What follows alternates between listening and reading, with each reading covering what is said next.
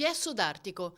Dopo aver travolto una donna di 58 anni mentre rientrava a casa in sella alla bicicletta lunedì pomeriggio in via Barbariga, un 55enne padovano ha abbandonato l'auto e si è allontanato a piedi. Era talmente ubriaco da non riuscire più a guidare. Ci è voluto poco ai carabinieri per raggiungerlo e arrestarlo. Dovrà rispondere del reato di fuga dopo incidente. Il suo livello di alcol nel sangue era 4 volte superiore al consentito. Resta riservata invece la prognosi della 58enne ricoverata all'ospedale. Le sue condizioni sono ancora gravi. Mestre. Vede il ladro in azione e chiama il 113 che arriva con una volante e lo arrestano in un parcheggio pubblico tra via Einaudi e via Circonvallazione.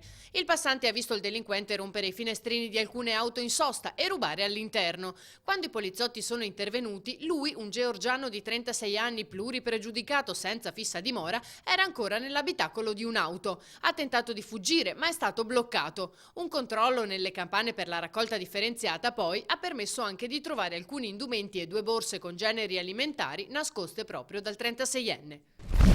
Malcontenta. Dovrà rispondere di omicidio colposo il camionista di Lova di Campagnalupia che il 3 ottobre 2014 travolse e uccise con il suo auto articolato Redenta Sbrogiò, 70enne di Marghera. Durante le indagini preliminari il pubblico ministero avrebbe evidenziato come l'incidente sia stato determinato dalla condotta dell'autista che svoltando a destra non si sarebbe accorto della donna.